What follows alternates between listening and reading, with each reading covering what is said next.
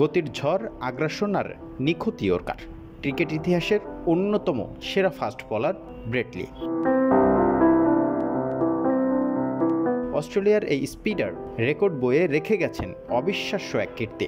তিনি শুধু একজন ফাস্ট বোলারই নন, ছিলেন গতির এক জীবন্ত দানব।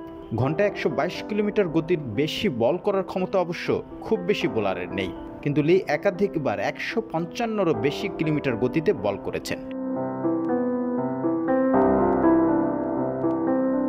2025 সালে নিউজিল্যান্ডের বিপক্ষে 161.1 কিলোমিটার প্রতি ঘন্টায় বোলিং করে চমকে দিয়েছিলেন পুরো বিশ্বকে। লি তার টেস্ট ক্যারিয়ারে 310 উইকেট শিকার করেছেন মাত্র 76টি ম্যাচ খেলে। ভয়ঙ্কর ইয়র্কার আর সুইং মিলিয়ে ব্যাটসম্যানদের জন্য ছিলেন এক দুঃস্বপ্ন।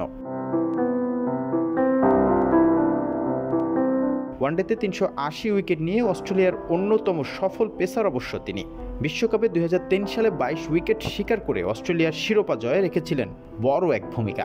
2003 বিশ্বকাপে কেনিয়ার বিপক্ষে হ্যাটট্রিক করে নিজের জায়গা করে নেন ইতিহাসের পাতায়।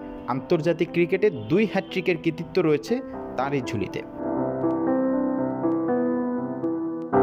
ক্রিকেটের এক লড়াকু আসর ইন্ডিয়ান প্রিমিয়ার লিগ, যেখানেও নিজের গতি আর অভিজ্ঞতা দিয়ে আলো ছড়িয়েছেন ব্রেট লি। কলকাতা নাইট রাইডার্সের হয়ে 2012 সালে শিরোপা জিতেছেন তিনি। ক্রিকেটের বাইরেও ব্রেট লির রয়েছে আরও একটি পরিচয়, তিনি একজন দুর্দান্ত গায়ক। ভারতীয় গায়িকা আশা ভোসলের সঙ্গে you are the one for me গান গেয়ে তিনি সঙ্গীত প্রেমীদেরও মন জয় করেছেন। তবে যাই হোক, ফেরা যাক ক্রিকেটে। গতি, আগ্রাসন আর চমকপ্রদ রেকর্ড।